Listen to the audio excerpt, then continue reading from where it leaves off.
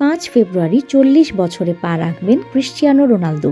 তবে তার আগে ৩৯তম বছরের শেষ ম্যাচটিকে স্মরণীয় করে রাখলেন জোড়া গোল দিয়ে। সোমবার এএফসি চ্যাম্পিয়ন্স লিগে আল ওয়াসালের বিপক্ষে দুর্দান্ত পারফরম্যান্স দেখে আল নাসরকে ৪-০ গোলে জয় এনে দেন পর্তুগিজ তারকা। ম্যাচের ৪৪ মিনিটে পেনাল্টি থেকে প্রথম গোল করেন রোনালদো।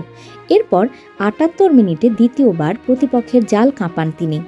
গোলের পর অভিনব ভঙ্গিতে হাত উপরে তুলে বিশেষ উদযাপনও করেন ৫ বারের ব্যালন ডি'অর জয়ী এই তারকা। রোনালদোর ক্যারিয়ারে এখন পর্যন্ত গোল সংখ্যা ৯২৩টি।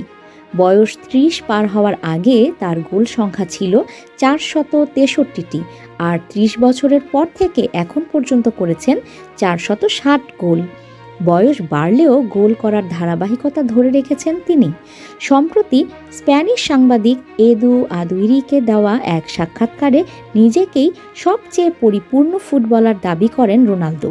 তার ভাষায়, আমি মনে করি এখন পর্যন্ত বেঁচে থাকা সবচেয়ে সম্পূর্ণ খেলোয়াড় আমি। আমার ভালো হেড করার দক্ষতা আছে, ফ্রি কিক নিই দারুণভাবে, দুই পায়ে সমানভাবে শট নিতে পারি। কেউ যদি বলে ক্রিস্টিয়ানো সম্পূর্ণ নয়, সেটা হবে মিথ্যা। আমিই সেরা। পেলে, ম্যারাডোনা ও মেসির প্রসঙ্গ টেনে রোনালদো আরও বলেন, মানুষের পছন্দ ভিন্ন হতে পারে।